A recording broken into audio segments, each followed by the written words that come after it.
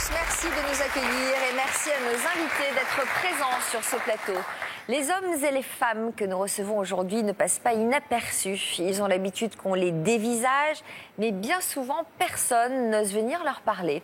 Aujourd'hui, ils viennent nous raconter comment ils vivent avec ce physique, pas tout à fait comme les autres, un physique qui ne les a jamais empêchés d'avancer. Et en fin d'émission, nous retrouverons Nathalie, Justine et Jérôme. Leur témoignage vous avait beaucoup touché. Nous découvrirons dans l'histoire continue comment leur vie a changé depuis leur passage dans notre émission. Et d'abord, découvrons en images l'histoire de William. Sa particularité physique aurait pu être un handicap, mais William en a décidé autrement. Loin d'être un frein dans sa vie, il a su tirer de sa petite taille toutes les ressources qui lui ont permis de se surpasser au-delà de ses capacités. Sauter tous les obstacles, c'est le titre du reportage que nous lui avons consacré. Ça se passe chez vous, dans l'Essonne. Exact. À Saint-Michel-sur-Orge, en banlieue parisienne. William, 28 ans, n'est pas un garçon comme les autres. Il mesure 1m35. Salut mon gars. Ça va? Ça va et toi? Nickel. Ça pêche. Bon, ça va, pas trop T'es en KO? forme là? Ouais, nickel, super.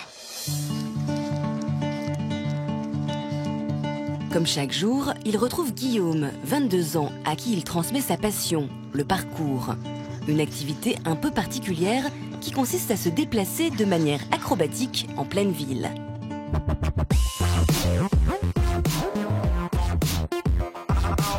Elle se dégomme tout. Bon, mets un peu plus de pêche. Yeah. Bravo. Moi aussi. Bravo, man. Check. Dans ces moments, William oublie sa différence. Ce que m'apporte le parcours, principalement, c'est déjà la possibilité de m'exprimer physiquement sans avoir vraiment des règles qui me pénalisent par rapport à ma taille. C'est-à-dire que le parcours, c'est un des rares sports où il y a un point A et un point B et où ce qu'il y a au milieu m'appartient en fait. C'est vraiment un sport où on a la possibilité de s'exprimer sans vraiment avoir des barrières. Dans le milieu du parcours, William est reconnu comme l'un des précurseurs. On le voit ici en région parisienne, réussir des prouesses physiques qui font de lui un homme respecté de tous. Au moment où j'ai commencé à vraiment acquérir de la notoriété, que ce soit au niveau national et international, ma crainte était qu'on aime ce que je fais par rapport à ma taille et qu'on n'aime pas ce que je fais juste parce que je le fais, quoi. Quand je franchis un obstacle en dur, dehors, je le vois comme un obstacle de ma vie de tous les jours. Donc c'est ce qui fait que je vois différemment les choses, en fait. Et des obstacles, William en surmonte tous les jours, notamment dans son appartement où rien n'est adapté à sa taille. Mon quotidien, il se résume plutôt en intérieur à devoir adapter les choses. Si à l'extérieur, je m'adapte aux choses en grimpant les obstacles, tout ça, je fais un petit peu pareil à la maison quand il y a des choses qui sont un peu en hauteur. Parce que bon, si je mettais un mobilier à ma hauteur et que je fais venir du monde à la maison, ils doivent se baisser à chaque fois. Donc je laisse les choses où elles sont et puis c'est moi qui m'adapte.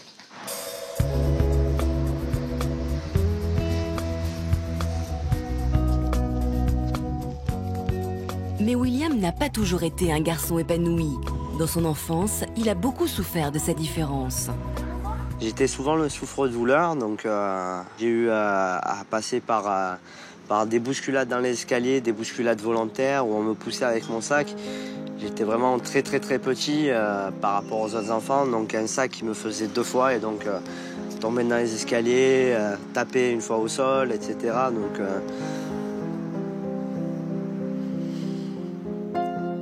Des souvenirs encore douloureux pour William. Mais le temps a passé et aujourd'hui, rien n'arrête le jeune homme. 12e arrondissement de Paris, William a rendez-vous avec Thomas, son imprimeur. Oh, salut William. salut, ça va et toi? Ça va. T'as ramené le logo? Oui, par mail plutôt. Ok, d'accord, on va regarder ça. Ok. À cause de sa petite taille, William ne trouve pas d'employeur. Alors il a décidé de lancer sa propre entreprise. Depuis peu, il fabrique des t-shirts. Voilà, ça c'est la forme de base et avec le temps, le logo il va être amené à évoluer. Ma boîte représente vraiment la réussite future pour moi-même, dans le sens que j'ai énormément galéré pour trouver du travail, beaucoup de refus. pas forcément envie d'embaucher quelqu'un qui est différent parce que pas forcément envie de faire des efforts. Donc on essaie de trouver un autre chemin. Le projet de William est vraiment ambitieux. Ça va être difficile, mais c'est un beau chemin. Ouais. Et c'est très courageux. Merci, c'est gentil en tout cas. Ouais. Yes. Carrément. Qu'est-ce que t'en dis? Ah, c'est énorme. Ça sort bien? Yes, c'est le premier en plus. Le début d'une belle histoire. Et donc quand on veut, on peut. Et comme je dis souvent, la seule limite de l'homme, c'est son imagination. Donc voilà, le départ d'une belle aventure.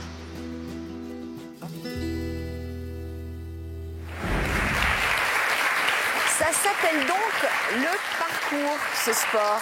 Image impressionnante, ça suppose que vous soyez extrêmement musclé. C'est un sport qui est complet, donc on va devoir travailler le corps dans son entier physiquement, faire énormément de renforcement, de gainage, etc. Alors, pour mieux comprendre votre force de caractère, William, on va revenir sur votre histoire. De quelle maladie souffrez-vous exactement? Je vais vous dire le nom, mais c'est un peu compliqué, on va dire, parce que le nom, c'est les symptômes. Donc la maladie de l'épiphyse des os ponctuée par le calcium. Donc en gros, l'épiphyse, c'est l'extrémité des os. Et je surfabrique et surfixe le calcium sur l'extrémité des os, ce qui fait que les os grandissent plus lentement, se déforment, se déplacent. D'accord. Mais qui dit os, dit maladie douloureuse. Ça l'a été au niveau de la croissance, quand j'ai eu des pics de croissance. Mais je suis la seule personne à l'heure actuelle qui se soit développée aussi bien avec cette maladie-là. Dans le monde entier, on est très très peu. Et je suis le seul à m'être bien développé. Et donc, comment on l'explique? C'est grâce à la musculation, peut-être? Les médecins eux-mêmes ne l'expliquent pas. Ils expliquent une partie. Du fait que je pratique énormément de sport, donc le corps est équipé, mais quand un os doit se déplacer ou se déformer, un muscle ne le retiendra pas. Et c'est une maladie évolutive? Évolutive en fonction de la croissance, mais étant donné que je suis le seul à m'en être sorti avec cette maladie-là, on ne sait pas encore. À quel âge vous êtes-vous rendu compte que vous étiez différent des autres enfants? La différence, on la ressent quand on commence à réfléchir par soi-même, donc à l'école primaire, je dirais plutôt. Parce qu'à l'école maternelle, on est encore dans l'innocence, et l'école primaire, c'est vraiment là où tout commence.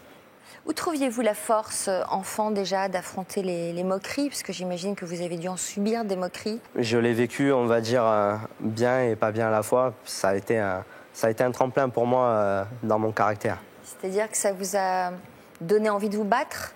Oui, Il n'y a pas eu un moment où vous êtes replié sur vous-même, au contraire? Quand on est différent, il n'y a pas un moment où on se referme sur soi. Il y a plusieurs moments où on se referme sur soi parce qu'on est des êtres humains, on a des forces et des faiblesses. Et il y a un moment donné où quand on a accumulé beaucoup trop de souffrance, ça sort.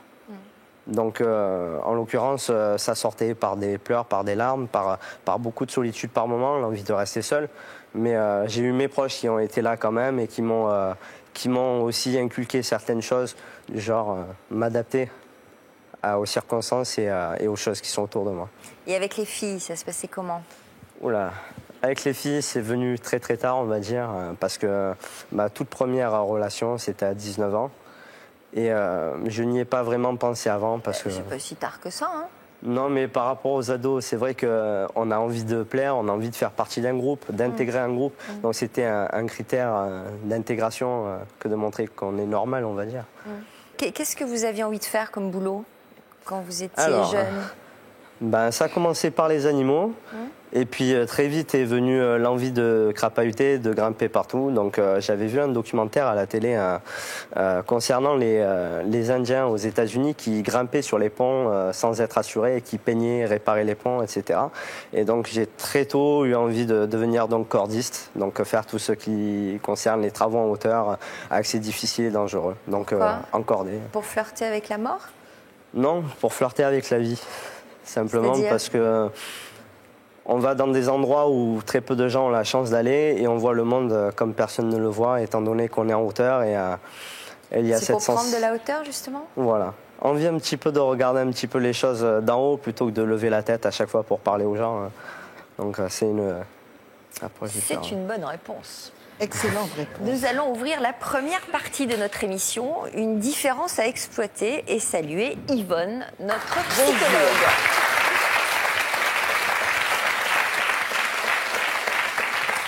Impressionnant ce garçon. Impressionnant, tout en sachant qu'effectivement, quand on a une différence physique, quand on a un physique un petit peu hors norme, c'est pas facile.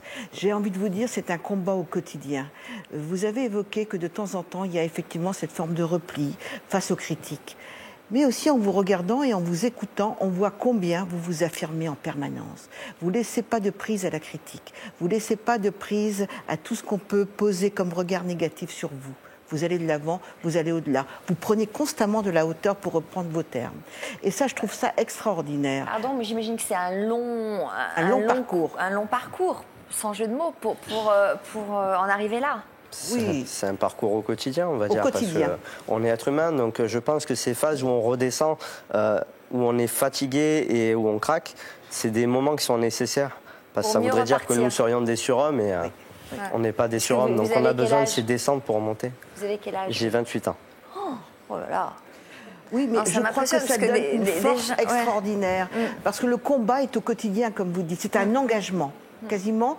Et puis surtout, vous avez su habiter, bon ça c'est un terme, mais vibrer avec votre corps. Vous n'êtes pas resté fixé sur l'enveloppe, mais sur le contenu qu'il y a dans la lettre. Et donc ça, je trouve ça merveilleux, parce que vous avez été aussi accompagné par vos parents qui n'ont pas reculé devant votre handicap et qui ont su faire en sorte de stimuler constamment votre autonomie, comme un enfant normal. Élever un enfant qui a un handicap, il ne faut surtout pas être dans l'apitoiement, il faut au contraire stimuler, non pas sa différence, mais l'élever comme un enfant normal. Alors, concernant à quel moment c'est le plus difficile pour vous, sans doute, effectivement, l'entrée à l'école. Parce que le regard des enfants, je dis souvent, il n'est pas tendre. Les enfants ne supportent pas la différence, et ensuite, à l'adolescence, c'est quasiment pire, parce que là, il y a une forme de mutation physique, et les adolescents se retrouvent en groupe avec des choses qui leur ressemblent. Alors dès lors qu'il y a une différence, vous êtes un petit peu exclus. Et vous, grâce à votre force, eh bien, vous avez su vous affirmer. Et c'est un combat qui est merveilleux, mais tout combat concernant justement une difficulté, eh bien, c'est vrai que c'est difficile, c'est vrai qu'il y a des moments de chute, mais alors, quel trésor d'imagination vous devez déployer, quel trésor de créativité. Vous faites des t-shirts, vous faites un sport qui est peu connu, vous arrivez à être connu peut-être mondialement. Donc, vraiment, quelle réussite. Mais vous en vivez de ce que vous faites? Petit à petit, oui. Parce que quoi, on fait des pubs, des films, des Je travaille dans documentaires, des l'événementiel. défis, c'est ça? Je travaille dans l'événementiel et à l'heure actuelle, j'ai passé un casting hier matin aux côtés des Yamakasi qui ont monté leur propre structure de spectacle.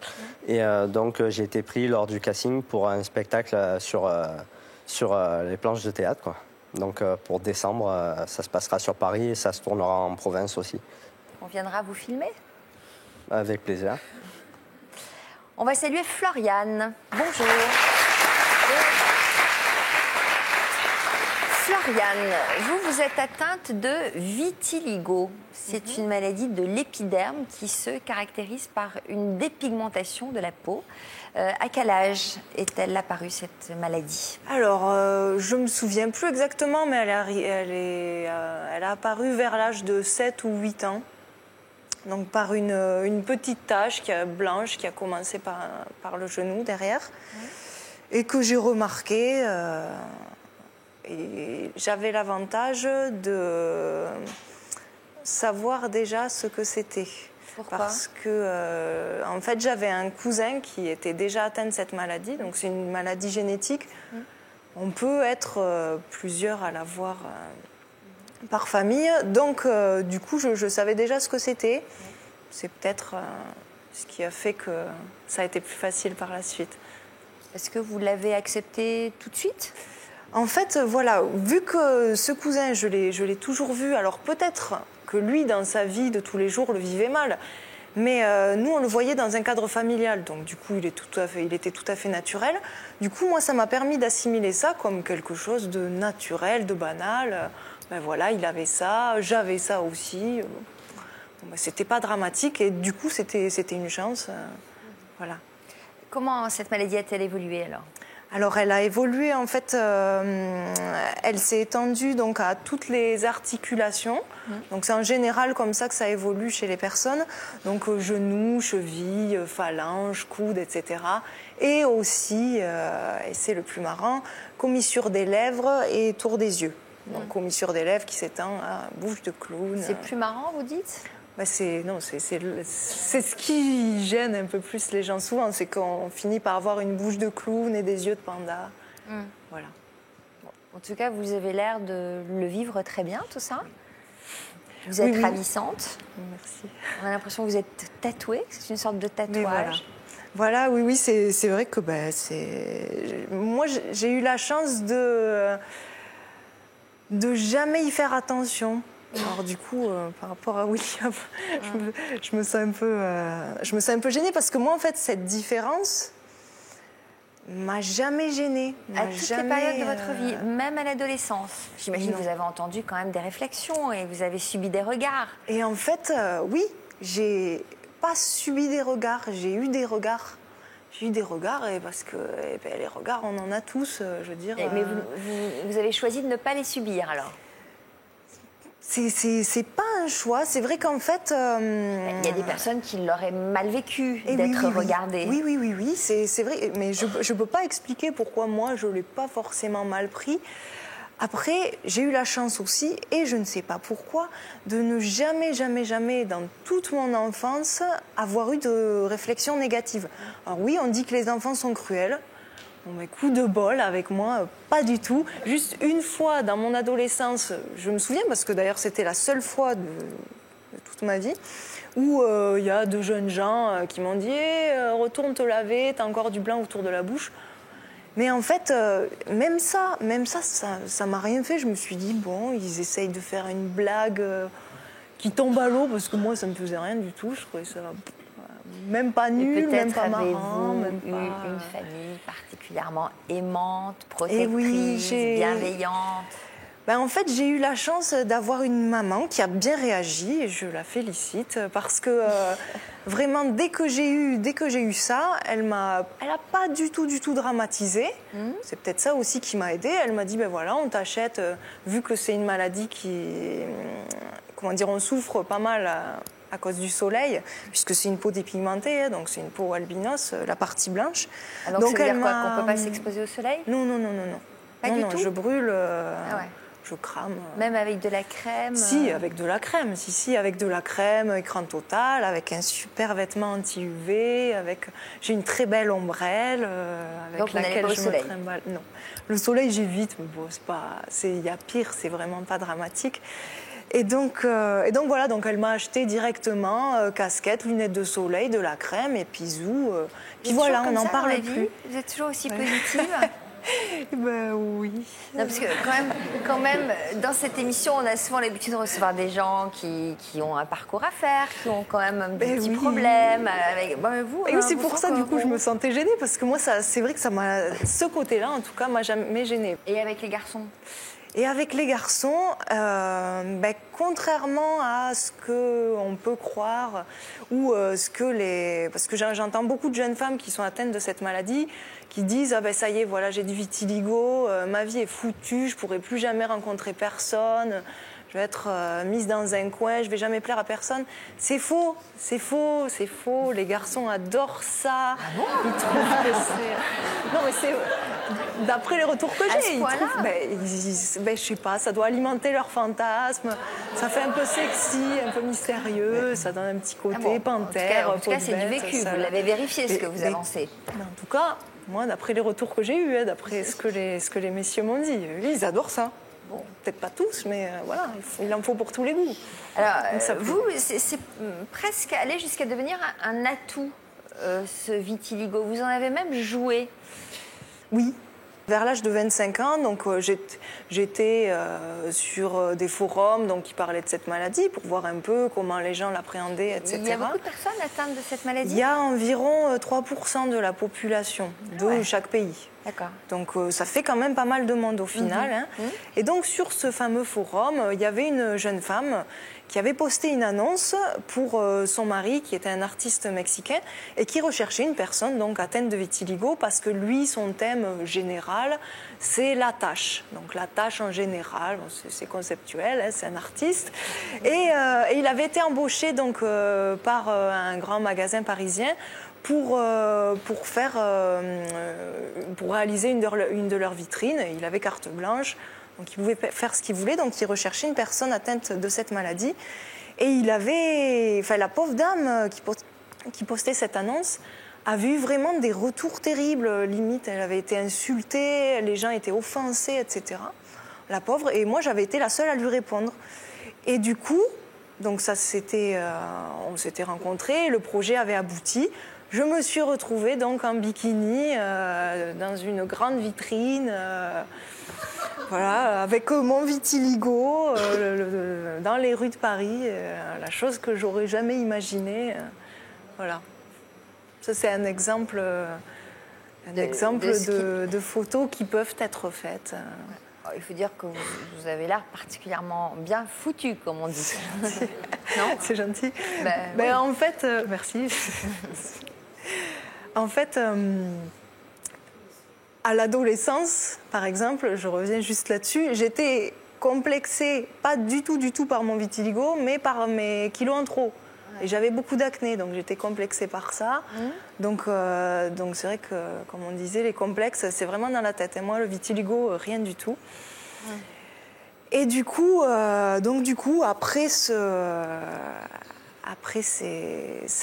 fameuse vitrine, je me suis dit pourquoi pas en faire quelque chose.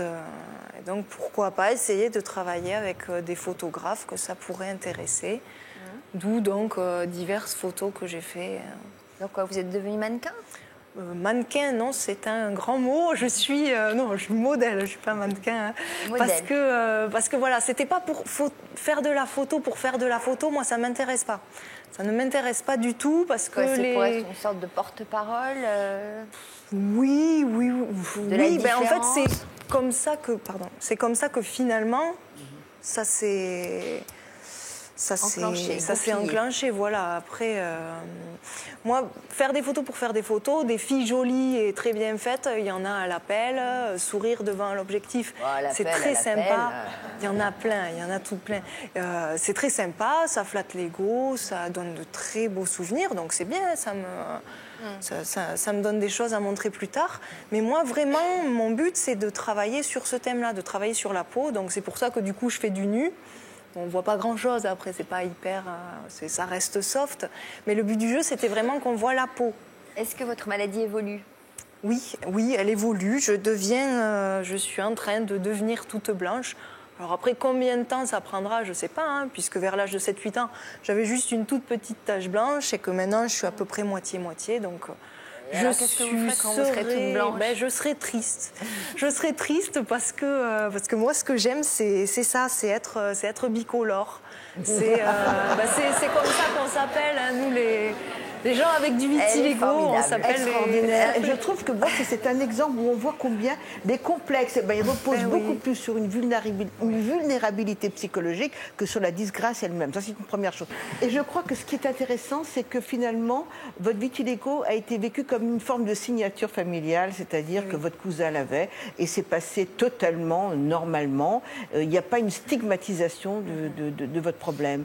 Et je crois que ça, vous êtes très très bien dans votre peau, c'est le cas de le dire, et vous l'affichez. Alors quand on a un complexe, il faut parfois, effectivement, on avait parlé une fois du renforcement du symptôme, et il faut parfois l'afficher pour justement le banaliser.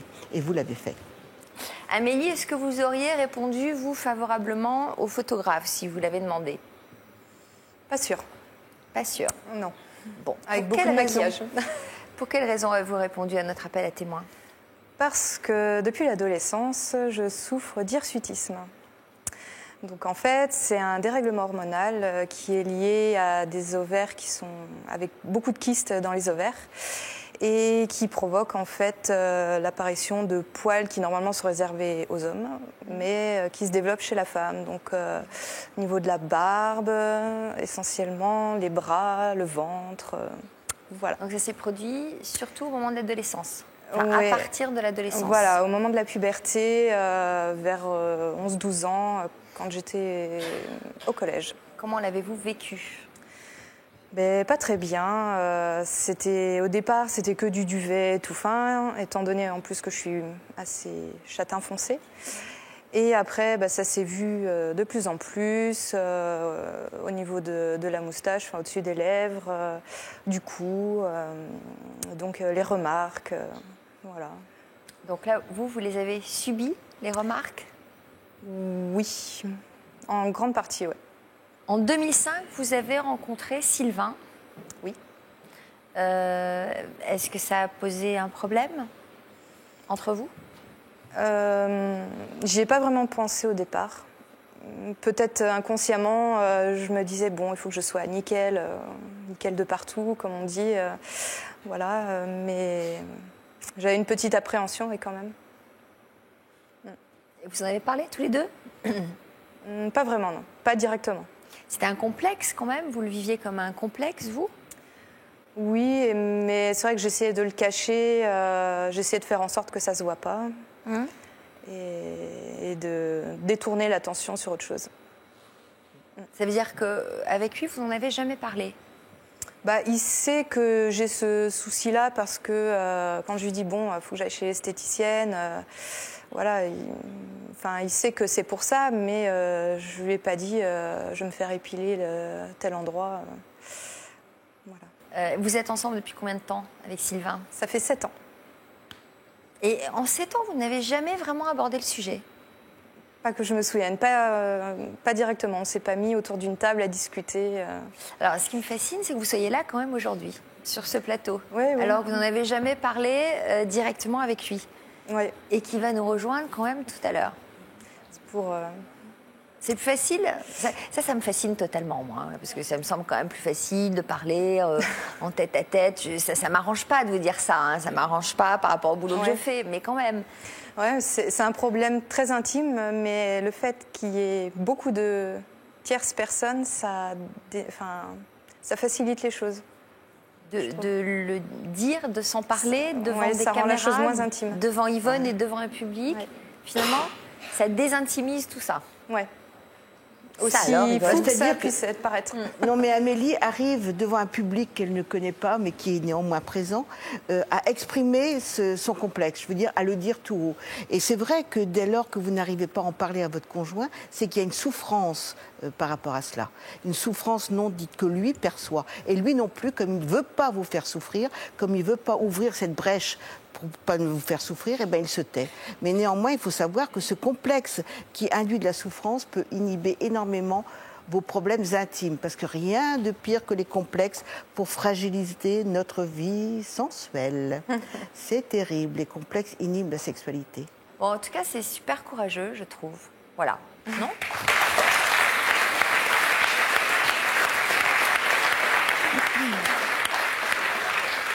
Guillaume, bonjour. Alors vous souffrez d'albinisme. C'est ça, exactement, oui. Quand vous êtes-vous vraiment senti, pour la première fois, différent des autres enfants ? C'est un peu comme William, c'est un peu dans la cour que ça commence déjà directement. Les enfants entre eux sont pas forcément très gentils. Et puis dans les classes déjà directement, d'être devant spécifiquement pour voir le tableau de très près. Est-ce que vous avez des problèmes de vue ? Voilà, oui aussi, oui. Donc c'est vrai que avec les problèmes de peau qui font que, tout comme Floriane, je peux pas m'exposer au soleil, enfin très peu. Donc c'est vrai qu'avec ça, il y a aussi la vue, donc forcément toujours devant. Forcément. C'est quoi, vous êtes myope ? Non, c'est une des maladies, ce qui fait partie de la maladie en fait. C'est l'albinisme, c'est un gène qui touche la peau et la vue. C'est-à-dire vous êtes très sensible à la lumière? Ouais, à la lumière, je suis photophobe. Donc là, vous devez avoir des problèmes avec les projecteurs? Ça va, non c'est pas trop dirigé vers moi, donc ça va, mais c'est vrai que c'est les phares d'une voiture, quand la nuit, voilà, je suis fixé dessus et ça m'éblouit. Donc vous ne pouvez pas conduire la nuit? Non, pas conduire du tout même, donc il n'y a pas de possibilité de passer le permis. Donc par rapport à ça, c'est pas possible. À quelle période avez-vous le plus souffert de cette différence? Ça commence quand même à l'école, enfin le collège surtout, principalement quand on passe à l'adolescence. Donc c'est des regards, des insultes aussi qui font pas forcément plaisir. Donc c'est là qu'on sent que voilà, de toute façon on est plus blanc que les autres, on nous le fait savoir. Donc voilà, c'est à partir du collège réellement que j'ai senti. Que j'ai senti vraiment la différence. Quel a été le moteur dans votre vie qui vous a aidé à ne pas vous laisser rabattre? Ça a été, c'est vrai, la relation avec ma mère, ça a été comment elle qui m'a boosté pour voilà, me dire que j'étais comme les autres malgré tout, que j'ai 2 bras, j'ai 2 jambes et qu'il faut avancer dans la vie, pas se laisser abattre parce qu'on a une petite différence. Donc il faut avancer constamment et c'est les valeurs qu'elle nous a donné à moi et à mon frère, et ainsi qu'à ma sœur aussi. Mais c'est vrai que pour nous, d'avoir... Votre frère est lui aussi? Mon frère est atteint d'albinisme, lui aussi, oui.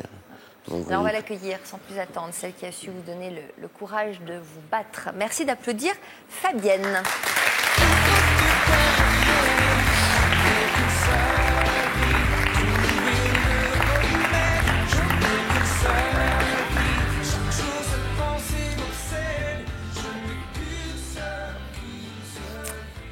Fabienne, merci d'être là avec nous. Guillaume est né le 26 février 1988. Oui. Les médecins vous ont tout de suite annoncé que votre fils serait différent. Comment avez-vous réagi, vous, à l'annonce du diagnostic? Non, je ne l'ai pas su tout de suite. Je l'ai su quand il avait 3 mois. Je suis sortie de la maternité, on ne m'a pas dit qu'il était atteint d'albinisme, ni les causes, on m'a rien expliqué du tout. C'est à 3 mois, à l'occasion d'une visite chez le médecin pour sa visite de ces 3 mois, qu'on m'a annoncé, j'étais avec lui et sa petite sœur quand on allait chez le médecin, on m'a annoncé naturellement, votre fils est aveugle, il sera peut-être sourd, vous devez être très costaud parce qu'il va falloir... Donc là, c'est vrai que tout s'est écroulé en fait. Quelle éducation avez-vous donnée à votre fils?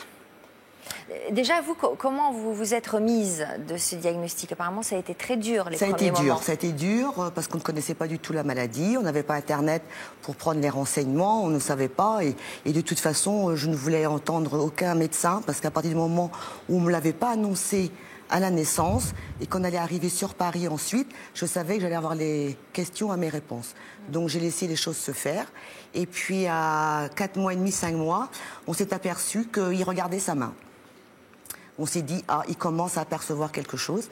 On a pris rendez-vous chez un ophtalmo et elle m'a dit que Guillaume ne sera jamais aveugle. Il est déficient visuel, c'est vrai, qu'il faut faire attention à sa peau, qu'il ne sera pas sourd non plus, parce que quand on vous dit que votre enfant va être aveugle et va devenir sourd, dans votre tête, vous vous dites, mais comment je vais pouvoir communiquer avec lui? C'est horrible. Donc à partir du moment où vous avez été rassurée là-dessus, vous vous êtes battu à ses côtés pour qu'il là, ça a été soit fort. Qu'il soit fort. Je ne voulais pas que... Bon, il avait la chance, entre guillemets, de ne pas voir les regards des gens.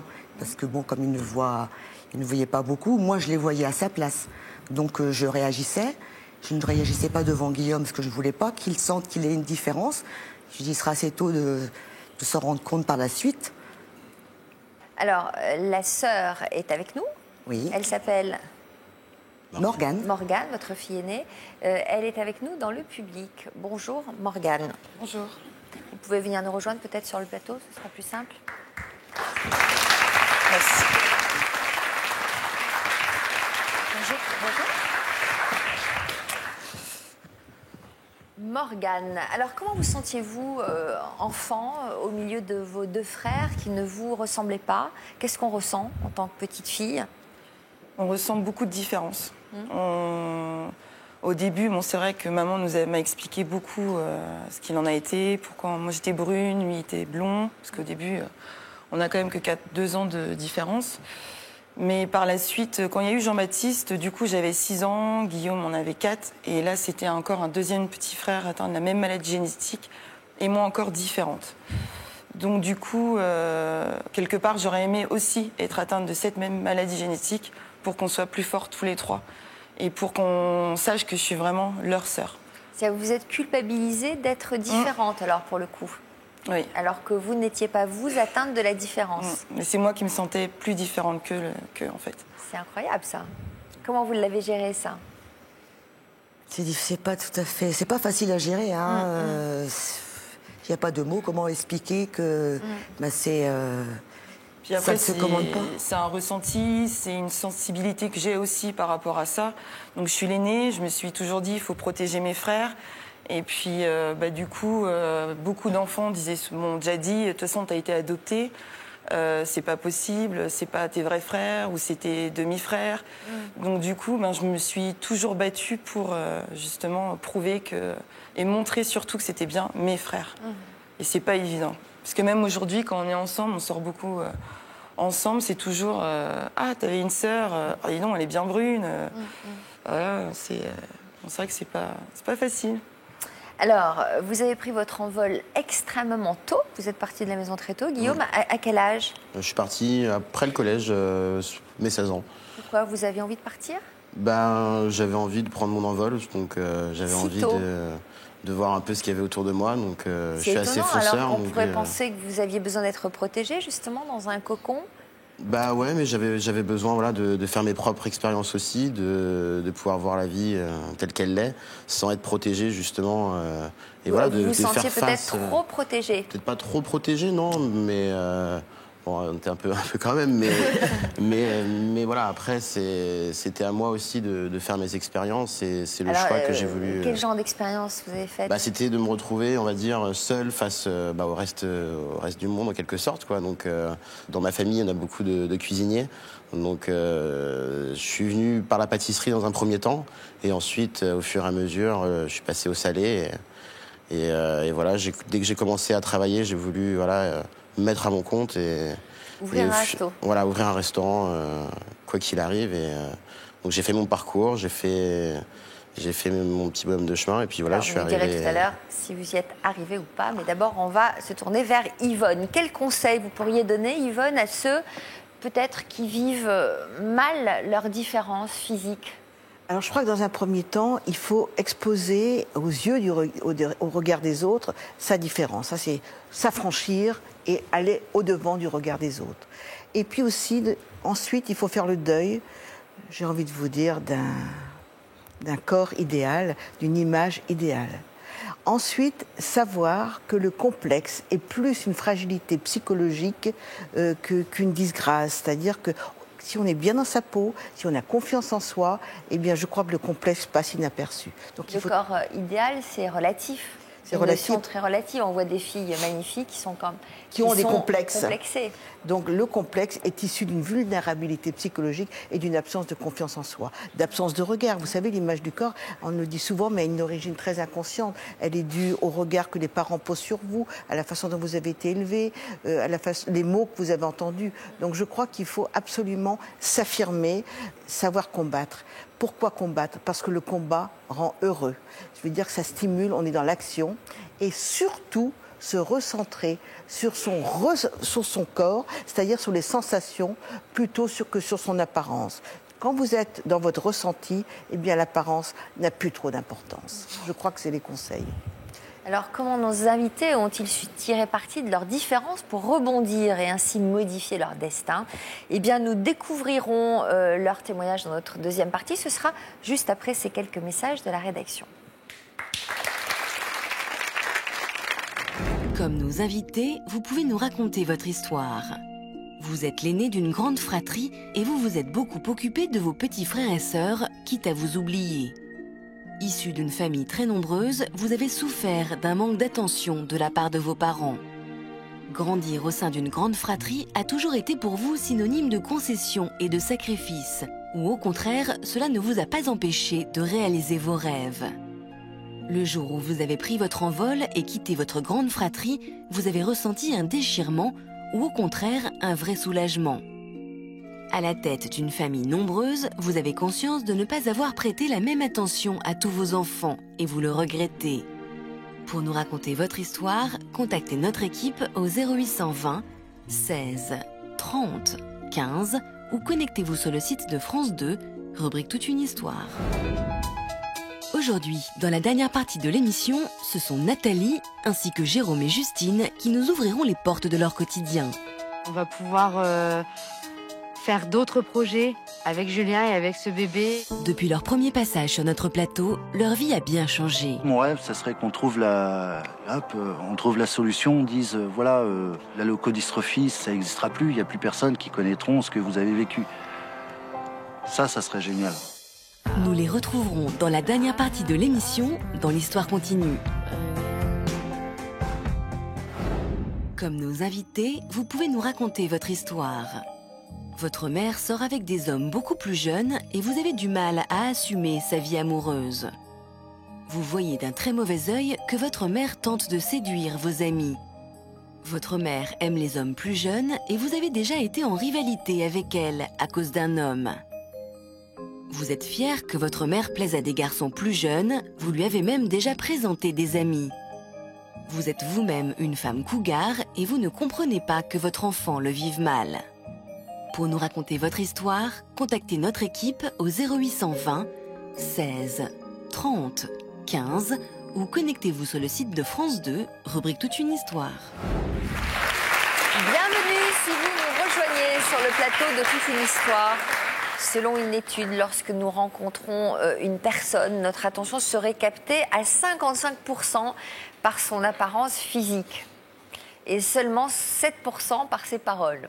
Alors nos invités l'ont bien compris et ils ont su se servir de cette particularité physique pour mieux avancer. Et on va poursuivre maintenant avec notre deuxième partie, atteindre la perfection. On revient à l'histoire de William, qui nous a impressionnés tout à l'heure, qui est connu au niveau international dans le parcours, avec un K. Exact. Comment transmettez-vous votre talent aujourd'hui? C'est important pour vous de transmettre. Alors, j'ai deux façons de transmettre talent, je ne sais pas, mais une vision des choses et une vision du mouvement, je dirais plutôt. Ma première approche pour partager ma passion, c'est la vidéo, pour transmettre une façon de bouger, une vision du mobilier qui m'entoure, que ce soit naturel ou urbain. Et la deuxième, c'est vraiment la transmission orale de la technique, étant donné que j'ai commencé dans une période où les vidéos sur Internet n'existaient pas et on a appris par nous-mêmes. Donc, pour éviter aux nouvelles générations de faire toutes ces erreurs-là. Par exemple, qu'est-ce qu'il peut y avoir comme erreur? Par exemple, cumuler un trop grand nombre de sauts d'une très grande hauteur sans avoir forcément un corps qui soit habilité à exercer ces choses-là et encaisser ce genre de choc. Donc, quand on commence, on a de suite envie de faire des gros sauts et la base, c'est vraiment l'expérimentation du corps progressivement. Donc, on leur apprend la technique et le renforcement du corps au fur et à mesure. Quand on vous voit bouger là sur ces images, ça suppose des abdos en béton, des bras super costauds. Et étant donné qu'il s'agit d'un sport qui est, on va dire, des plus complets à l'heure actuelle, puisqu'on fait subir tout ce qui est possible au corps humain, que ce soit sur de l'escalade, sur du choc, sur du saut, on travaille vraiment le corps dans son entier par des sports où on va faire énormément de physique, de renforcement, et notamment du street workout accessoirement. Floriane, alors vous nous racontiez tout à l'heure comment votre vitiligo vous a amené à devenir mannequin pour un grand magasin.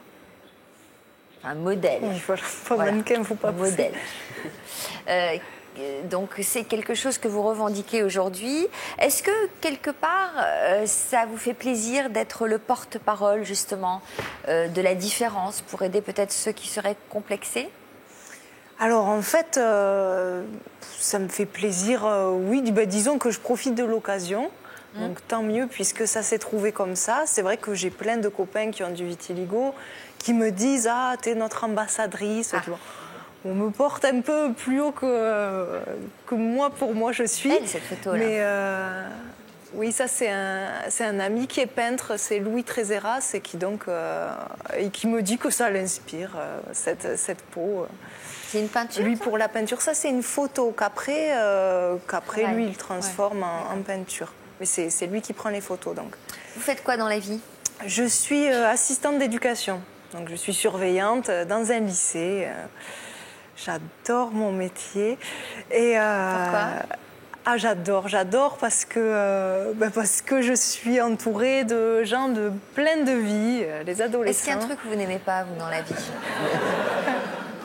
Hein, est-ce qu'il y a un truc qui vous inspire du négatif? Non, mais en fait, je pense que j'ai eu une vie pas très rigolote par le passé, où j'ai eu des choses très très dures à vivre, et du coup, ça permet de relativiser tout ce qu'on a.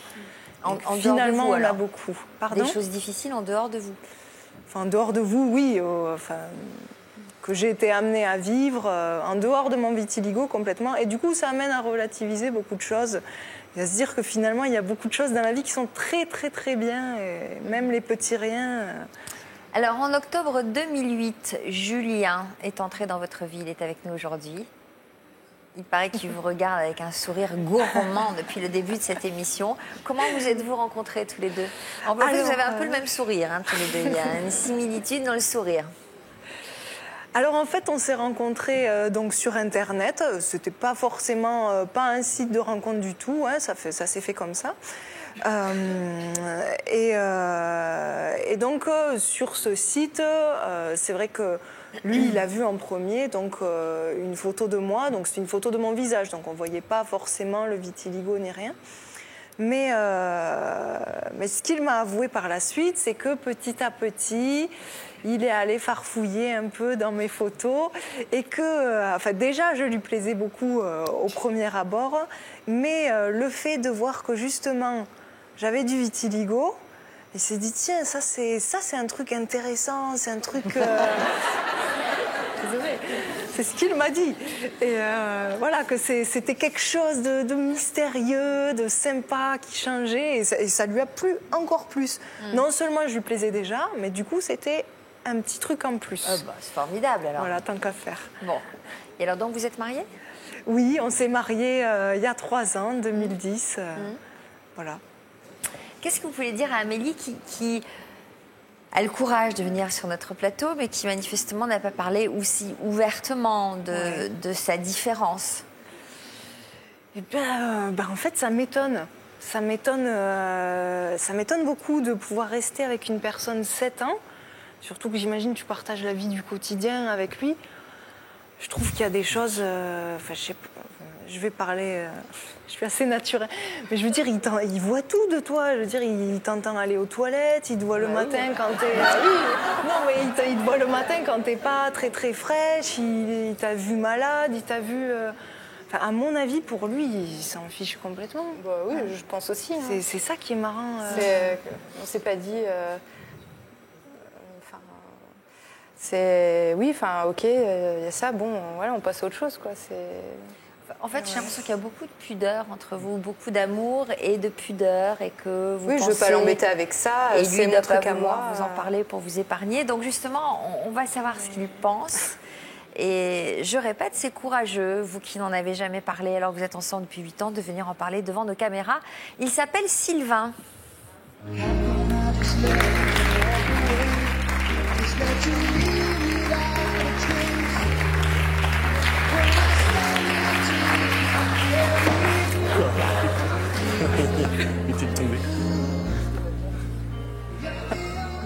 Ça va bien, Sylvain? Ça va, très bien.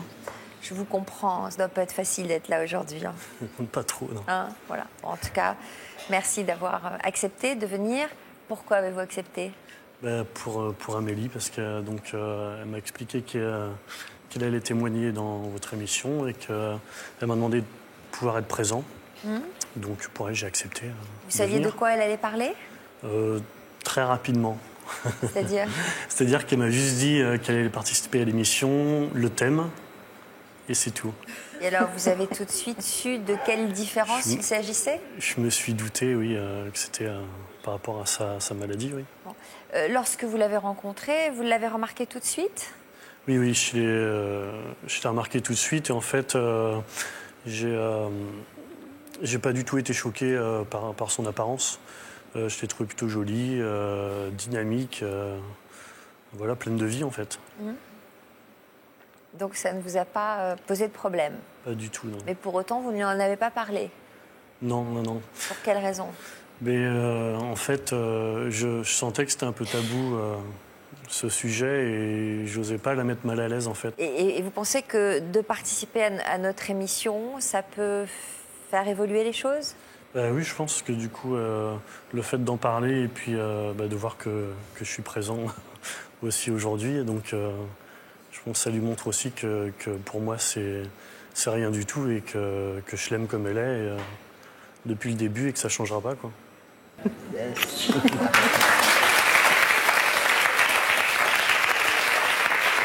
que vous voulez profiter de la présence d'Yvonne pour lui poser des questions, peut-être? Mais est-ce que vous pourriez me dire comment je peux faire justement pour qu'elle se sente plus à l'aise avec son handicap dans notre intimité aussi, enfin... Alors donc, ce qu'on a dit tout à l'heure, qu'effectivement, quand on n'a pas accepté un complexe, l'intimité est un petit peu perturbée. Ça, c'est évident. Donc je crois que tant que l'isurtisme, qui est quand même quelque chose de douloureux, reste tabou chez Amélie, eh bien, c'est comme s'il y a un fantôme entre vous. Je veux dire, c'est une barrière. Donc je crois qu'en parler, c'est déjà une première étape. Deuxièmement, j'ai envie de vous dire, cherchez de temps en temps. Il y a des nouveaux traitements concernant l'isurtisme, faire ces recherches ensemble et aller voir les médecins ensemble. Guillaume, vous, votre albinisme ne vous a jamais empêché d'avancer et dès l'âge de 15 ans, vous avez décidé de partir à 460 km de chez vous pour suivre une formation professionnelle dans la restauration. Qu'est-ce que vous en avez retiré de cette expérience ? Déjà de se retrouver seul et de pouvoir régler les problèmes seul. C'est-à-dire que voilà, de se retrouver loin de chez moi quand on me faisait des remarques, c'était à moi de réagir, de prendre le taureau par les cornes et puis de me débrouiller tout simplement. Donc c'est vrai que ça m'a aidé du fait de partir, de me responsabiliser. Et puis peut-être pas d'accepter plus encore le handicap, mais bon voilà, de devoir demander par exemple à un arrêt de bus quel bus qui arrive ou le train, quand je prenais le train pour rentrer, de me lire l'affichage sur les gares. Donc toutes ces petites choses en fait qui ont fait que je me suis retrouvé à me débrouiller seul m'ont fait avancer réellement. Alors votre projet était d'ouvrir un jour votre propre restaurant. Il en est où ce projet aujourd'hui ? Il est concrétisé depuis 2012, depuis 1 an et demi. Donc je me suis mis à mon compte. Donc c'est vrai que ça a été comme tout entrepreneur compliqué. Après, c'était aussi pour moi le fait de pouvoir montrer que même avec cette différence, avec ma vue qui est pas top, de pouvoir m'en sortir et de montrer à mes anciens patrons, de montrer à tous mes collaborateurs que voilà, avec de l'envie, on peut y arriver. Et je me suis mis dans ma cuisine, j'ai tout mis en fonction de comment je voulais travailler pour pouvoir m'adapter à... Quel genre de cuisine ?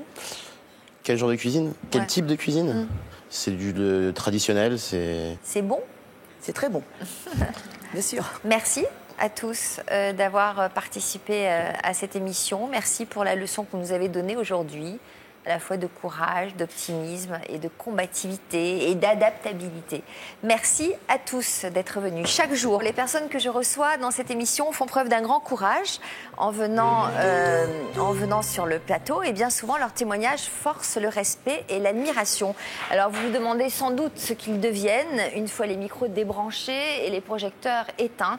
Eh bien c'est justement pour satisfaire votre curiosité que Nathalie, Justine et Jérôme ont répondu à notre nouvelle invitation dans l'Histoire continue. Bonjour à tous les trois. Bonjour. Merci d'être présents dans ce nouveau rendez-vous quotidien. On va commencer avec vous, Nathalie. Jean-Luc Delarue, vous avez reçu le 5 septembre 2007 dans une émission intitulée « Doit-on sacrifier sa vie de famille pour réussir sa carrière ?» Pourquoi aviez-vous souhaité témoigner à l'époque ? Bonjour, j'ai voulu témoigner à l'époque pour prouver qu'on pouvait être une vraie chef d'entreprise et élever en même temps, vraiment en même temps, ses enfants, ses 3 enfants. Ouais.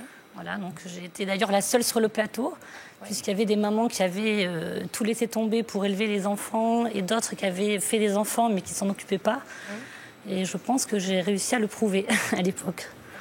Juste, on va vous demander ce qui vous est arrivé, là. Vous en faites trop, peut-être? Non, justement. Après, j'ai eu une triple fracture de la rotule. On a attendu un peu pour venir à l'émission. Mais lundi, j'ai eu un accident. Je me suis coupé les tendons. Mais je suis quand même là. Donc vous ne seriez pas un peu casse-cou, par hasard? Non, je crois pas. Même pas. C'est des concours de circonstances. Alors, la vie nous réserve parfois son lot de bonnes et de mauvaises surprises, et vous en avez fait l'expérience. Avant de découvrir quelle est l'épreuve qui est venue bousculer toutes vos certitudes, on va faire un retour en arrière sur votre histoire.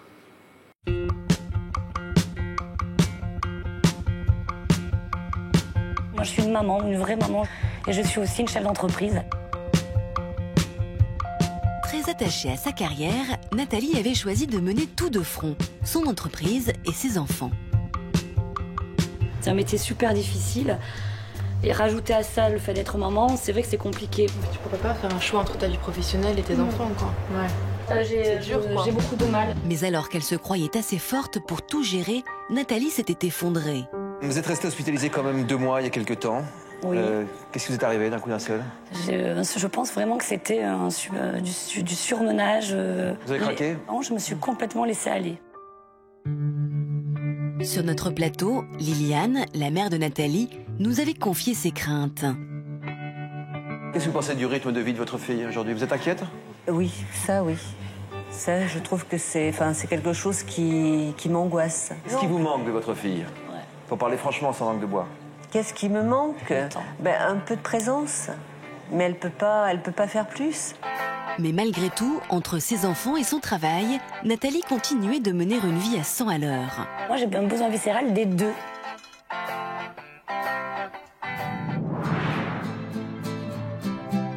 Six ans plus tard, à Cannes, nous retrouvons Nathalie. Il y a 2 ans, son entreprise a fait faillite. Au chômage, la jeune femme a dû remettre en question son mode de vie. Bonjour Nathalie. Accompagnée par Magali, sa thérapeute, Nathalie dresse aujourd'hui un bilan de ces années difficiles. Alors Nathalie, comment vous sentez-vous là? Mais ça va, il y a 2 ans compliqués. 2 ans où on a tout perdu, où il n'y a plus d'entreprise, plus de bureau, plus d'employés, plus de maison. Donc j'étais pas du tout préparée à me retrouver comme ça dans le vide. Vous avez rebondi, Nathalie? Grâce à mes enfants, ça c'est sûr. Enfin, ils m'ont permis de pas flancher. Tous les dimanches, je vais faire mon marché. J'adore aller acheter mes fruits et mes légumes pour faire à manger à mes petits. Et je m'en fous, j'y vais. Maintenant, j'y vais comme je veux. Avant, vous êtes vous-même plus que jamais. Oui, mais parce que j'étais entre la région, mon métier d'image, où il faut toujours assurer, où on doit toujours aller bien, on doit toujours faire semblant, où il faut toujours être jolie.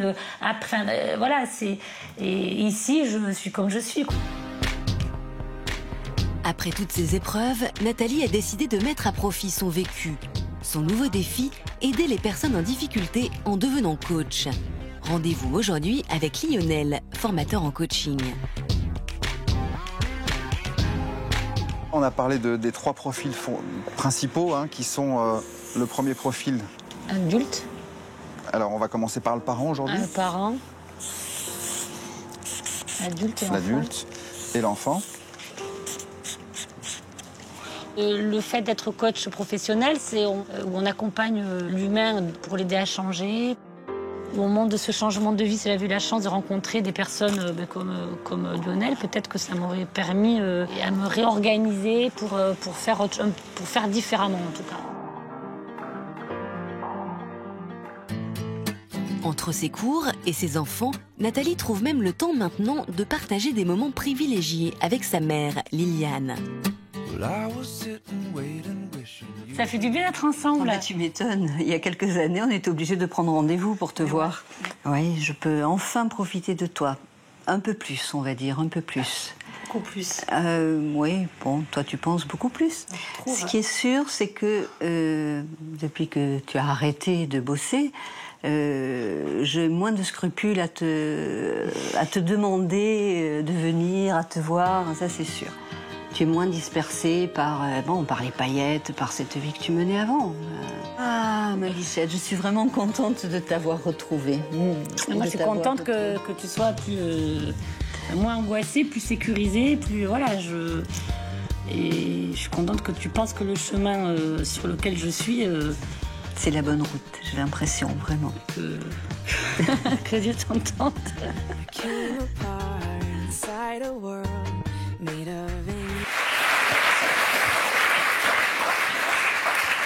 Une petite larmichette? Oui. Il y a 6 ans, vous étiez loin d'imaginer que votre société ferait faillite. Comment l'avez-vous vécu, cette période de votre vie? Ça fait 2 ans, donc avec le recul, au début très très mal, je ne m'y attendais pas du tout. Qu'est-ce qui s'est passé en fait? J'ai eu un énorme impayé en fait, un lancement mondial d'un alcool et l'entreprise pour qui je travaillais ne m'a pas payé. Donc à une époque en plus où la conjoncture n'était pas forcément très bonne, où les budgets de communication sont les premiers qu'on coupe quand les entreprises vont mal. Donc c'est, on va dire, une accumulation de choses qui ont fait que j'ai perdu mon entreprise. Ouais. Et je ne m'y attendais pas du tout, puisqu'on n'est pas préparé à ça. Donc il faut accepter?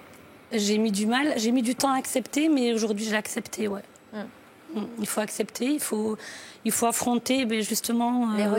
Les regards, l'image qu'on peut donner... il faut affronter, il faut se lever le matin. On va plus. Ça fait des années que j'allais au c'est plus de bureau. C'est le vide total. Donc ça a été difficile. Vous avez mis combien de temps à accepter, parce que vous vous êtes retrouvée demandeuse d'emploi? En fait, ça a été en même temps très vite et très lentement. J'ai eu la chance, parce que j'avais un relationnel énorme, des prestataires que je faisais travailler tout le temps depuis tant d'années. J'ai eu la chance d'avoir un petit boulot 10 heures par semaine avec un petit salaire, ce qui m'a évité de sombrer complètement. Mais bon, c'était la première fois de ma vie une entreprise qui n'était pas la mienne, avec une autre culture, avec d'autres employés. J'arrivais comme ça, j'ai déboulé, je n'avais pas du tout la tête des autres employés. Mais j'ai eu cette chance-là d'avoir ce petit boulot. Ça a duré 1 an. Franchement, c'était terrible parce que ça ne me correspondait pas vraiment, mais ça m'a permis de ne pas sombrer complètement. Et bien sûr, vu la conjoncture encore, j'ai été licenciée économique. Alors comment vous avez rebondi? Où est-ce qu'on trouve les ressources? Je pense franchement que, justement, je voulais aussi dire que des gens malveillants vont dire, justement, elle n'a pas tout pu... Justement parce que c'était une maman aussi, elle n'a pas été super chef d'entreprise, au contraire. Le fait d'avoir aussi bien mené ma carrière, on va dire, professionnelle et mes enfants, c'est vrai que, étant donné que je passais beaucoup de temps aussi avec eux quand j'étais chef d'entreprise, il n'y a pas eu autant il y a eu un choc de ne plus avoir mes bureaux, mes employés et mes clients, autant mes enfants étaient là, j'avais toujours été beaucoup avec eux, donc ça m'a permis de garder un certain équilibre. C'est-à-dire que des mamans qui n'ont jamais vraiment été avec leurs enfants, je pense que ça aurait été un choc. Alors que là, ça m'a permis de garder un vrai équilibre. Et puis après, c'est vrai que ce que disait Yvonne, les combats, quand on combat, on est heureux. Donc apparemment, j'ai tellement combattu que je me sens peut-être mieux aujourd'hui. Est-ce que vous avez réfléchi sur ce tourbillon, ce métier d'image, relations publiques, etc. Est-ce que vous ne vous êtes pas dit que peut-être qu'il fallait que vous vous recentriez un petit peu sur vous, sur les essentiels et aller à l'essentiel? C'est exactement ça. C'est exactement ça. Et ça peut paraître très paradoxal, mais d'être tombée d'aussi haut m'a permis vraiment d'être centrée, d'aller à l'essentiel, d'aller aussi plus sur mes valeurs, les vraies valeurs que j'avais au fond de moi. Et à cause de mon métier, ou on va dire de mon entourage et de ce tourbillon... Vous avez l'impression de vous être perdue un peu dans tout ça? Alors, je me suis perdue, oui, complètement. Ouais. Je me suis perdue. Est-ce qu'il y a de la place pour un homme? Jean-Luc Delarue me l'avait fait, ça là. Je ne pensais pas que vous alliez... Oui, il y a de plus en plus de place pour un homme. Il y en a eu, parce que j'ai été mariée 15 ans avec le père de mes enfants. Ça fait pratiquement 10 ans que j'ai pas eu un homme, on va dire, un homme fixe, dans ma vie fixe. Il y en a pour l'hygiène un peu. Non, il y a de la place pour un homme et ça sera quelque chose, je pense, de beaucoup plus positif, puisque justement, je serai au plus proche de ce que je suis réellement, oui. Très bien. Donc vous aussi, le courrier, on fait suivre. Voilà, un boulot après l'émission, nous. On va à présent revenir sur l'histoire de Justine et de Jérôme. Comment ça va ce bébé? Alors présentez-nous vos deux enfants. Louis et alors, Julien. Julien et le petit, j'ai pas entendu? Louis. Alors comment on fait? Vous voulez l'allaiter? Oui, si ça gêne pas. Vous voulez qu'on aille vous chercher un petit linge? Voilà, allez-y. Alors je vous avais reçu le 26 octobre 2012. On va laisser la maman s'installer. Louis, c'est tout. C'est tout. Voilà. Attends. Non. Attends, je te vois pas. Voilà. Alors, je vous ai reçu le 26 octobre 2012 dans une émission intitulée « Toute une histoire » et là, aux côtés des enfants malades. Nous avions fait la connaissance donc de Julien, votre petit garçon atteint de leucodystrophie. Cette année encore, nous profitons de votre présence pour sensibiliser le grand public aux leucodystrophies, ces maladies génétiques orphelines qui détruisent le système nerveux d'enfants, mais aussi d'adultes. Qu'attendiez-vous de notre émission?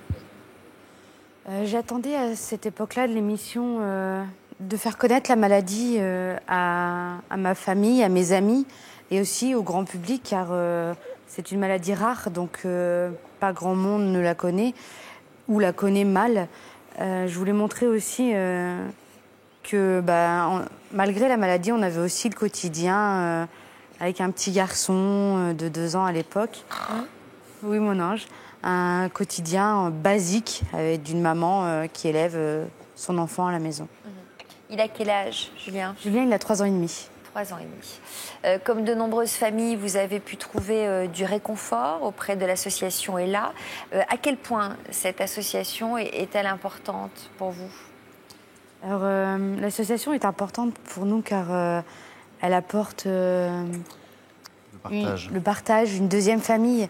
Et là est pour nous vraiment notre deuxième famille. Ouais, j'imagine que c'est une association qui regroupe des parents qui partagent leur expérience, donc ça vous permet de rompre avec l'isolement, de profiter de conseils, d'échanger, de se rassurer. Ça permet aussi de connaître d'autres parents qui vivent la même chose que nous, de se dire qu'on n'est pas seul, que d'autres sont passés par là et que d'autres passeront par là et qu'en fait, c'est le maillon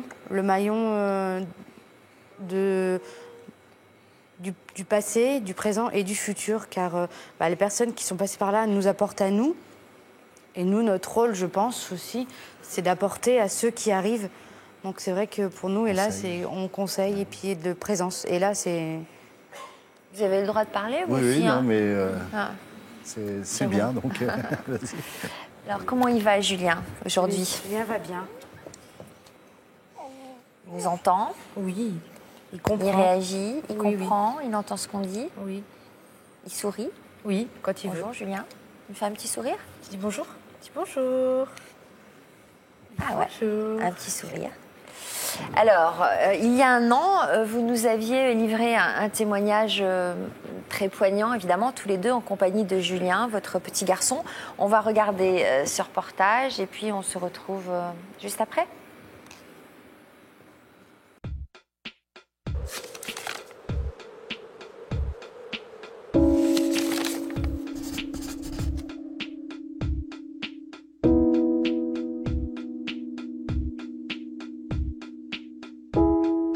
Au moment du diagnostic, je devais être forte pour lui. Alors que leur bébé n'avait que 7 mois, Jérôme et Justine apprenaient qu'ils souffraient de leucodystrophie, une maladie qui détruit le système nerveux. Pour moi, tout s'est effondré le jour du diagnostic, quand il est tombé. Le rêve d'un papa pour son fils, c'est de jouer au foot avec lui, la vie de s'imaginer de le voir adulte. Mais tous ces rêves, Jérôme et Justine avaient dû en faire le deuil et vivre en sachant que Julien, leur enfant, ne marcherait et ne parlerait jamais. On s'occupe de lui, on vit plus pour lui, mais on vit par lui. On vit autour de la maladie maintenant. Si la leucodystrophie empêche Julien de parler, le couple avait néanmoins trouvé d'autres solutions pour communiquer avec son petit garçon. Il vous regarde, il est en lien total avec vous. Ouais. Hein? Oui, c'est un... Tout passe par le regard ou les gestes. C'est... En fait, dans son regard, je suis la plus belle du monde. Je suis... Et ça, c'est... Heureusement qu'il y a ça. Dans leur combat contre la maladie, le couple avait alors pu trouver un soutien précieux auprès de l'association Ella, qui réunit des familles toutes touchées par la leucodystrophie. Je ne vois pas vivre sans Ella. On a des tatas de nos enfants. Voilà. C'est notre deuxième famille. Ils nous ont montré qu'on pouvait avancer, non pas contre la maladie, mais pour Julien, avec. Que malgré tout ça, on pouvait vivre. Aujourd'hui, quels sont vos rêves pour demain?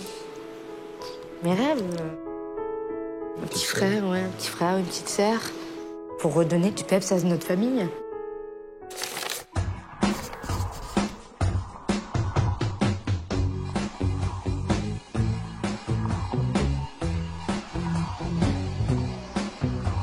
Un an après l'émission, c'est une maman épanouie que nous retrouvons. Julien, depuis l'émission, va très bien. Sa maladie est stable. C'est un enfant adorable à vivre. Il est vraiment chouette comme gamin, quoi. Et depuis quelques mois, ce petit garçon est devenu l'heureux grand frère du petit Louis, même si l'arrivée de ce nouvel enfant n'a pas été sans crainte pour la jeune maman. Moi, j'étais d'abord très contente que ça arrive aussi rapidement. Et après, tout de suite, j'ai eu l'anxiété de la maladie. Quand j'ai appris que le bébé allait bien, j'étais vraiment plus qu'heureuse. Ce qu'il va apporter dans nos vies, c'est déjà de la joie, des bruits d'enfants, tout ce qu'un enfant apporte à une maison, de la joie de vivre, tout simplement. Les larmes semblent donc aujourd'hui bien loin pour Justine. Ça, c'est bon. C'est reparti, une nouvelle vie commence, on va pouvoir faire d'autres projets avec Julien et avec ce bébé. Mais le désir premier de cette maman, c'est de profiter de ses enfants. Voir mes deux petits garçons comme ça, dans leur lit ou dans le canapé, pour moi, c'est ma plus grande joie. C'est mon rêve de voir mes deux enfants rire aux éclats en même temps ou qui sont heureux l'un avec l'autre. C'est une vie de bonheur avec mes deux garçons. Il faut vivre pour et autour de nos enfants et surtout sublimer leur vie, aussi courte ou aussi longue soit-elle. Amandine, la marraine de Julien, a toujours été présente pour soutenir son amie Justine, mais aussi pour Jérôme, le papa, qui a mis du temps avant d'apprécier son nouveau bonheur. Dans ma tête, quand elle est tombée enceinte, j'étais partagé entre dire génial, c'est super, et attention, te réjouis pas trop vite, le bébé peut être malade. On s'autorise pas la joie et le bonheur d'être papa pendant les 3 mois, le temps de faire tous ces examens. Amandine, elle-même mère de 2 enfants, a immédiatement compris le désir de son amie d'agrandir sa famille. Quand j'ai entendu pour la première fois Mathéo dire maman, ou tout simplement dire je t'aime, j'ai compris pourquoi Justine avait aussi envie d'avoir un deuxième enfant. Je lui ai dit mais allez, vas-y lance-toi pour avoir aussi cette chance d'entendre tout ça. Aujourd'hui, toutes les angoisses se sont envolées. Louis a 2 mois et il comble pleinement sa famille. La naissance de Louis, ça nous a apporté de la vie dans la maison. Et on prend Louis et on le met dans le lit avec son frère. Puis ils font un câlin tous les deux. Et là, Julien est super content, super détendu. Parce que bon, avec Julien, on a une épée Damoclès au-dessus de la tête. Et ça peut... un jour, ça va tourner dans le mauvais côté, quoi. Un jour, il va partir. Mon rêve, ça serait qu'on trouve la solution, on dise, voilà, la leucodystrophie, ça n'existera plus, il n'y a plus personne qui connaîtront ce que vous avez vécu. Ça serait génial. Ça serait un super beau rêve, ça. Ouais. Au jour d'aujourd'hui, on essaye de vivre comme si la maladie n'existait pas. Et je me dis que si Julien a une petite espérance de vie, autant en profiter de chaque instant pour essayer de faire sa vie la plus magnifique possible.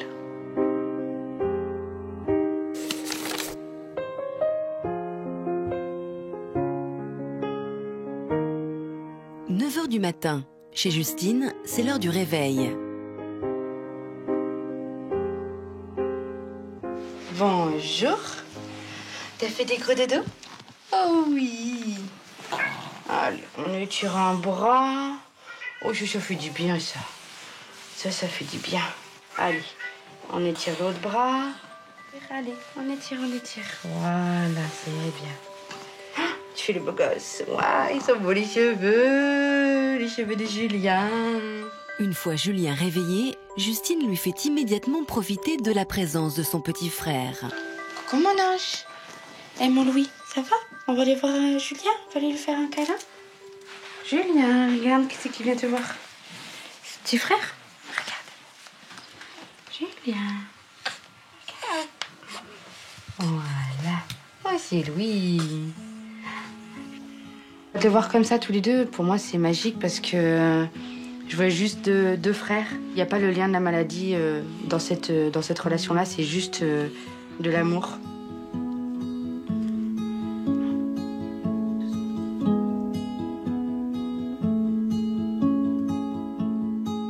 Malgré l'arrivée du petit Louis, le quotidien de la maison reste rythmé par les soins de Julien. Ce matin, il a une séance de kinésithérapie. Au programme aujourd'hui, décontraction musculaire et travail du port de tête. Encore, on va essayer de tenir. Avec ses 2 enfants, Justine a aujourd'hui trouvé son équilibre. D'avoir Julien, j'étais heureuse. Et là, oui, Louis a ouvert nos horizons encore plus grands. Et là, maintenant, je crois, oui, je suis maman épanouie. Et aujourd'hui, Justine et Jérôme ont décidé de se lancer dans leur première sortie à 4.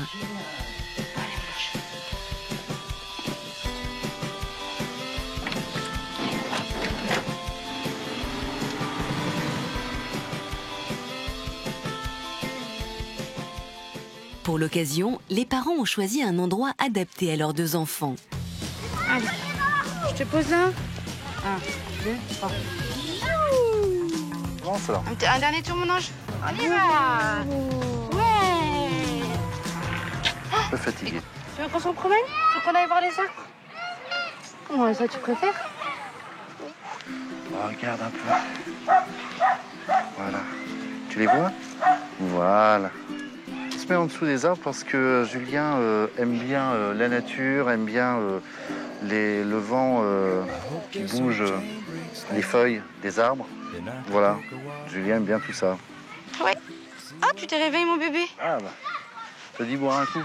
Oui, bah oui. Pour notre première sortie, on Oui, a bien oui. géré.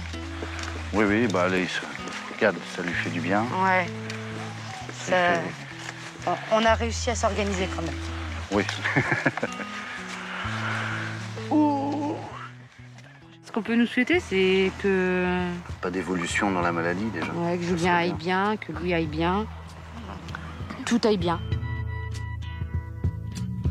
There's something happening here.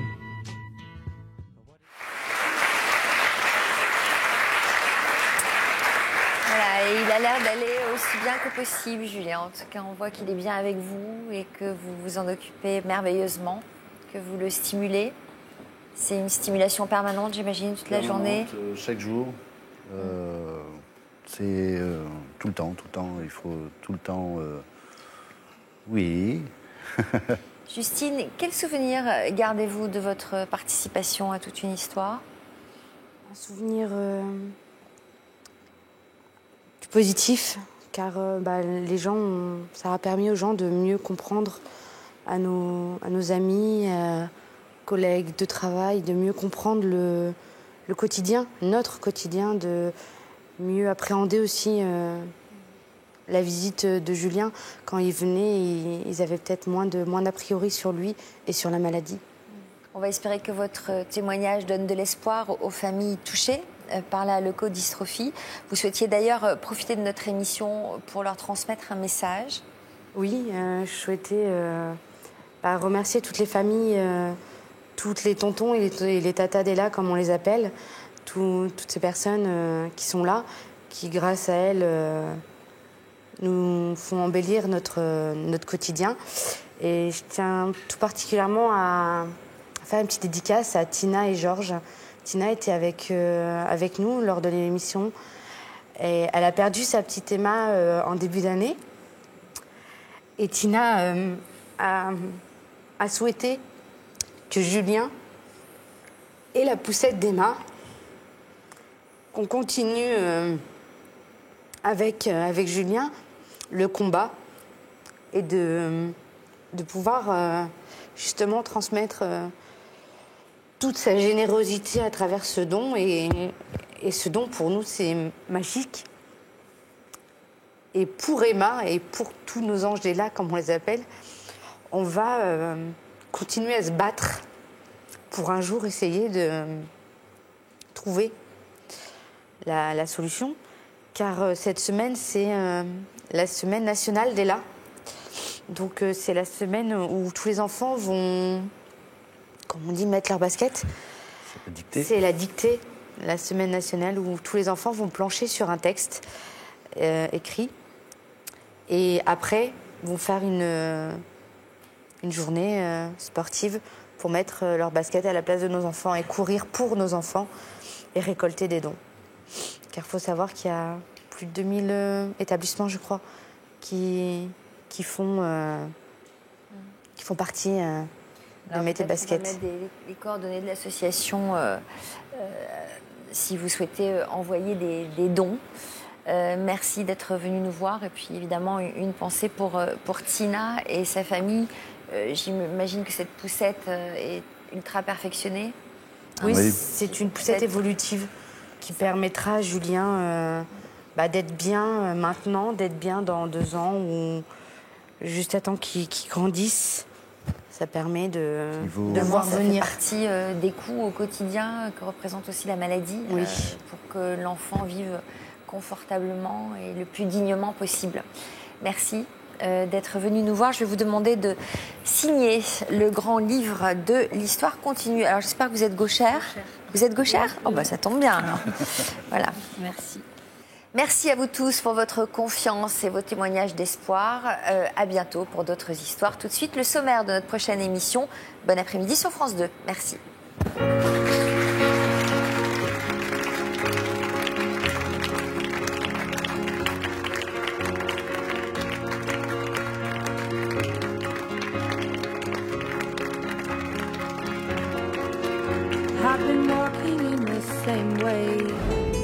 Cette personne a été déterminante dans ma vie, très déterminante. Ils ont croisé un jour le chemin d'une bonne étoile. Il n'y a que lui qui pouvait comprendre mes douleurs. C'est certainement un de mes meilleurs médicaments dans tout mon parcours. J'ai pu m'accrocher à elle, j'ai pu lui confier des choses. C'est peut-être la personne qui me connaît le mieux aujourd'hui. Il a su trouver les mots sans mettre la pression. Une rencontre qui a changé leur vie et qui leur a permis de prendre un nouveau départ. Elle a représenté pour moi un pilier, quelqu'un sur qui j'ai pu compter. Sans elle, je pense que ça n'aurait pas été la même chose.